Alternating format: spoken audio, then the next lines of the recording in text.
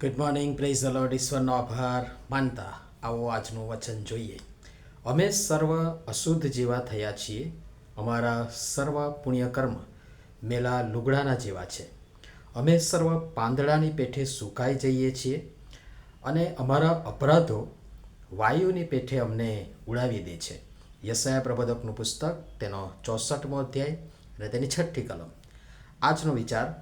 ખ્રિસ્તમાં અતિ પ્રિયવાલા મિત્રો, પ્રભુ ઈસુ ખ્રિસ્તના પવિત્ર, પાવન, સુમધુર નામમાં આપ સર્વને સવારની પ્રેમભરી સલામ.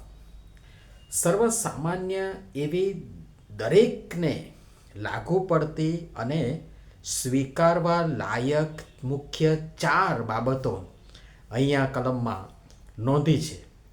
અને આ 4 બાબતોમાં અમે, અમારા, અમને આના જેવા શબ્દો વાપર્યા છે, જે આપણ દરેકને એમાં સામેલ કરે છે. પહેલી બાબત, અમે સર્વ અશુદ્ધ થયા છીએ.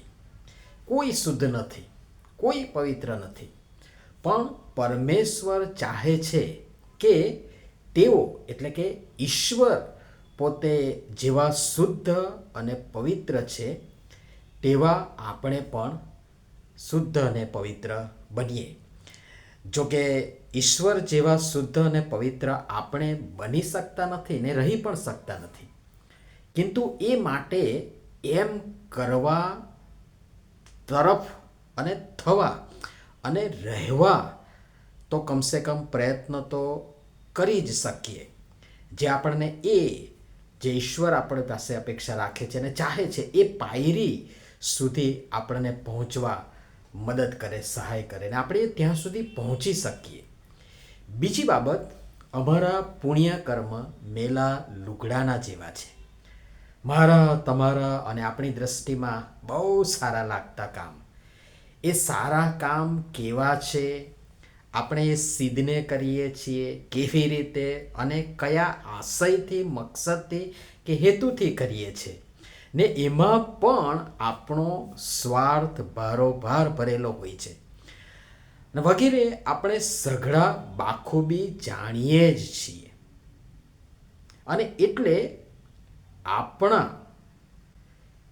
આપણા જે પુણ્ય કર્મ છે એ ગંધાતા, ગંદા, મેલા લુગડાના જેવા છે.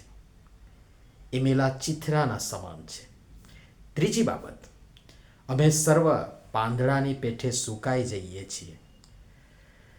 હા, એ રસકસ હવે સુકાઈ રહ્યો છે. એ આત્મિકતા, એ ઉત્સાહ, એ જુવાળ, એ જાગૃતિ હવે ધીરે ધીરે ઠંડી પડી રહી છે, બલકે ઠંડી પડી ગઈ છે ને આપણે સુકાયેલા પાંદડાની પેઠે શુષ્ક, નીરસ, હલકા, હવામાં આમ તેમ ઝોલા ખાતા, અહીં તહીં ભટકનારા બન્યા છે, આશા વગરના બની ગયા છે.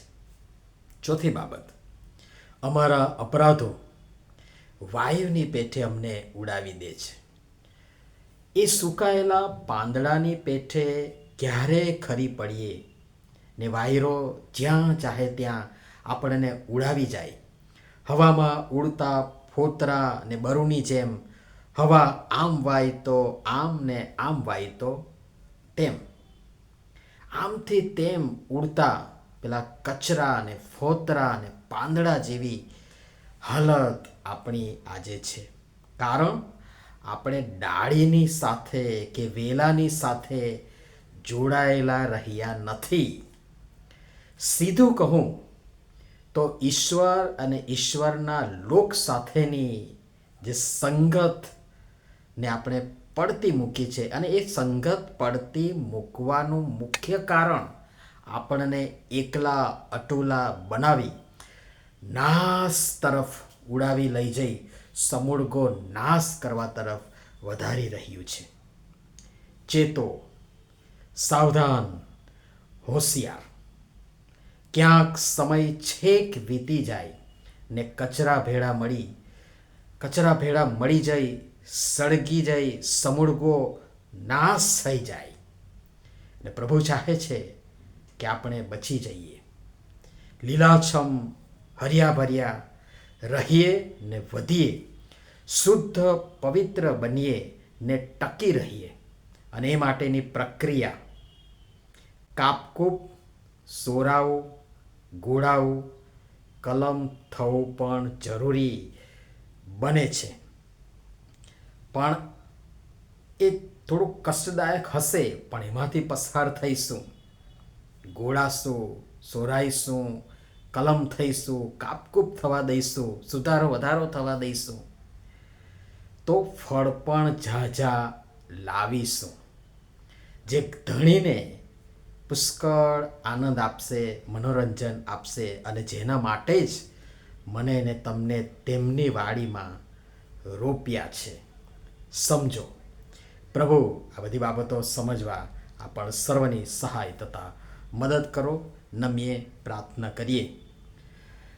પ્રેમાળ પિતા, તમે શુદ્ધ છો, પવિત્ર છો, અને તેથી તમારા બાળકો તરીકે અમે પણ શુદ્ધ અને પવિત્ર બનીએ અને રહીએ એવી તમારી લાગણી અને ઈચ્છા છે.